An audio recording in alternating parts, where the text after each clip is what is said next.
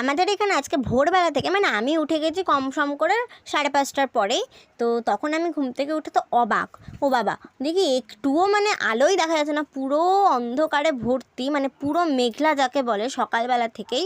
তো আচ্ছা আমাদের এখানে তো ওরকম সকালবেলা মেঘলা গেল, মনে হলো যেন সারাদিনই বৃষ্টি হবে, কিন্তু হলো না। দুপুরবেলার পর আবারও রোদ উঠলো, তারপরে বিকেলবেলা ঝোরে নামলো। আচ্ছা তোমাদের ওখানেও কি বৃষ্টি হচ্ছে? আমাদের এখানে তো ভীষণ বৃষ্টি হচ্ছে। তো শুভ বৃহস্পতিবার বন্ধুরা, নমস্কার সবাইকে। তোমরা সবাই কেমন আছো? আশা করি সবাই খুব ভালো আছেন। আমিও ঈশ্বরের কৃপায় ভীষণ ভালো আছি। আজ যেহেতু বৃহস্পতিবার, তাই সব ঠাকুরদের পরিষ্কার কিন্তু আমাকেই করে নিতে হবে। তাই আগেই প্রথমে বাসি ফুলগুলো ফেলে নিলাম, তারপরে আস্তে আস্তে সব ঠাকুরদের পুছে নেব। আমাদের বাড়িতে প্রায় অনেক রকমই ঠাকুর রয়েছে, যেমন বজরংবলী ঠাকুর, মা কালী, মা তারা, বড় মা, মা দুর্গা, গণেশ, লক্ষ্মী, সরস্বতী, কার্তিক, রাধাকৃষ্ণ, লক্ষ্মী, আর গোপাল সোনারা তো আছেই। রাম ঠাকুর আছেন, মা কালী আছে দক্ষিণেশ্বরে, ভোলে বাবা আছে। আর আজকে তো আমাদের রাজরানী লক্ষ্মী ঠাকুর না, কারণ আজকে তো বৃহস্পতিবার দিন, তাই সবার প্রথমে লক্ষ্মী ঠাকুরকে দিয়ে ভালো মতো পরিষ্কার করে নিয়েছি। আর দেখো কি সুন্দর চুটকি মেরে লক্ষ্মী ঠাকুরকে সাজিয়ে দিলাম না?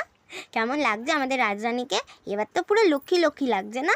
লক্ষ্মী বলা ভুল, মহারানী লাগছে। আমাদের মা লক্ষ্মীকে পুরো মহারানী লাগছে। তোমরা আমার সঙ্গে কারা কারা একমত অবশ্যই কমেন্টে বলো। তারপরে লক্ষ্মীর, যেহেতু আজকে বৃহস্পতিবার দিন, তাই ঘট বসানোর জন্য সব কিছু নিয়ে নিয়েছি। ঘটে জল দিয়ে নিয়ে তারপরে স্বস্তিক চিহ্ন এঁকে নিলাম। আচ্ছা তোমরা কারা কারা এটাকে স্বস্তিক চিহ্ন বা পুতুল বলো অবশ্যই কিন্তু বলো। তারপরে একে একে বেলপাতা, ধান, দুব্ব, তারপর গাঁদা, আর সবাই তো জানো মা লক্ষ্মীর প্রিয় ফুল জবা, গোলাপ, তারপরে পদ্ম, এইগুলো। কিন্তু গোলাপ আর পদ্ম তো এখন নেই, কারণ আমাদের গাছে আজকে ফোটেনি।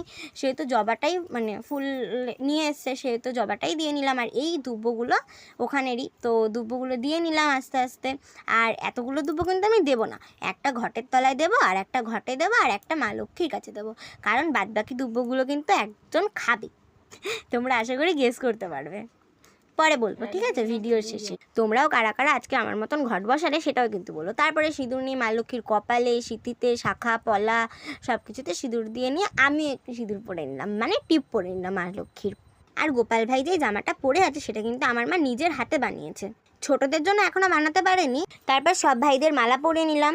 সব ভাইদের মালা পরাতে পারিনি, কারণ দুটো মালা এনেছে, একটা লক্ষ্মী ঠাকুরের জন্য আর একটা ভাইদের জন্য। তো গোপাল ঠাকুরদের মানে একটাই মালা একটু ভালো করে পরিয়ে দিলাম আর কি।